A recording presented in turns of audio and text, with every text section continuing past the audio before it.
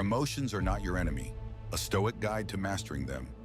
There's a lie we've been told for generations, that emotions are weakness, that to be strong you must be cold, detached, unfeeling. But the Stoics never said that. In fact, they felt deeply: love, grief, anger, fear. They loved their families, mourned losses, and even struggled with moments of frustration. What set them apart wasn't the absence of emotion, it was the mastery of it. They believed, your emotions are not your enemy. They are signals, not commands, messages, not masters.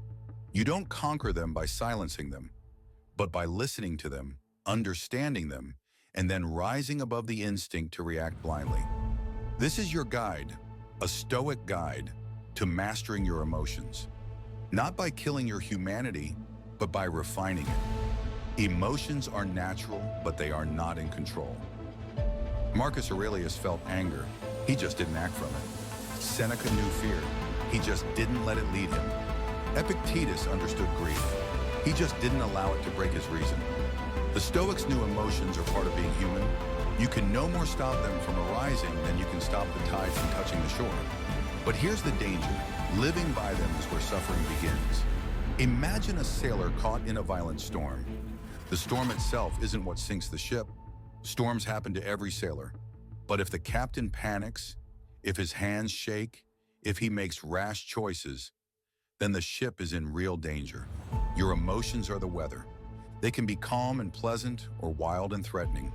But you are the ship, and the captain, the reasoning mind, must steer. No matter how loud the winds cry or how fierce the waves crash. The Stoics trained for this, not by pretending storms wouldn't come, but by becoming the kind of person who could steer through them. The danger of suppression. Stoicism is often misunderstood. People think it means suppressing emotions, to feel nothing, to never cry, to never show weakness. But that's not strength. That's avoidance disguised as discipline. Suppression is like forcing a volcano to stay quiet. The pressure doesn't vanish. It builds until it explodes. The Stoics didn't suppress, they transformed. When rage rose, they didn't bury it. They studied it. When fear came, they didn't deny it. They questioned it. When grief arrived, they didn't run. They sat with it. Zeno, the founder of Stoicism, lost his entire fortune in a shipwreck. Instead of drowning in despair, he said, "I made a prosperous voyage when I was shipwrecked." For him, the disaster became the beginning of philosophy. They asked, what is this teaching me? What story am I telling myself right now? Is this feeling guiding me toward virtue or pulling me away from it? They didn't see emotions as shameful. They saw them as teachers. But like all teachers, they had to be tested before their advice was followed. You're not weak because you feel. You're only weak when those feelings control you more than you control them. Observe before you obey. Epictetus taught, it's not things that disturb us, but our opinions about them. When something triggers emotion, pause.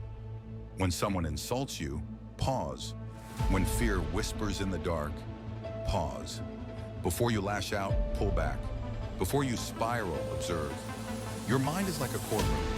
Let the emotion enter and speak its case. But don't let it pass judgment without cross-examination. Think of the Stoic general on the battlefield. The sound of war drums, the rush of fear, the temptation to make a hasty move. He feels them all, but he waits. He watches. He acts when the moment is right, not when the blood is hottest. You don't have to act on every feeling. You don't have to believe every thought. Let them rise, let them speak, and then decide with reason, not reflex. This is mastery, not silence, but space, not coldness, but clarity. Train like a Stoic. Daily emotional practice. Just like the body must be trained, so must the heart.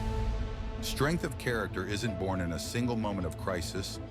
It's built in the quiet daily moments when you choose discipline over impulse. Here's how the Stoics train for emotional mastery. Morning reflection. Before the day begins, imagine possible challenges. Today I may be insulted, ignored, hurt, misunderstood. This isn't pessimism, it's mental armor. The Stoics called it premeditatio malorum, the premeditation of evils. You don't expect pain, but you prepare for it so that when it comes, you greet it like an expected guest, not an intruder.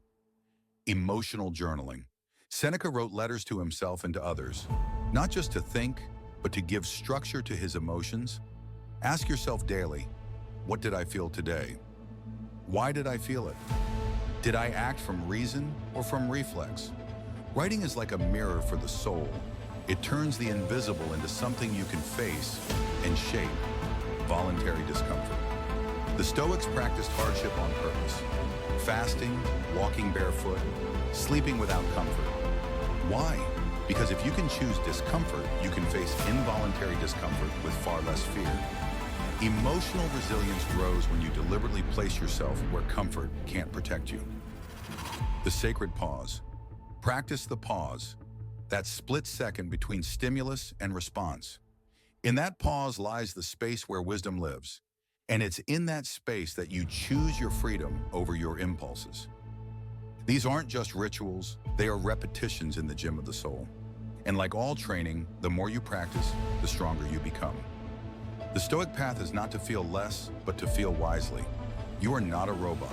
You were not made to be numb, but you were not made to be ruled either. Your emotions are fire. They can warm and comfort, or they can burn and destroy.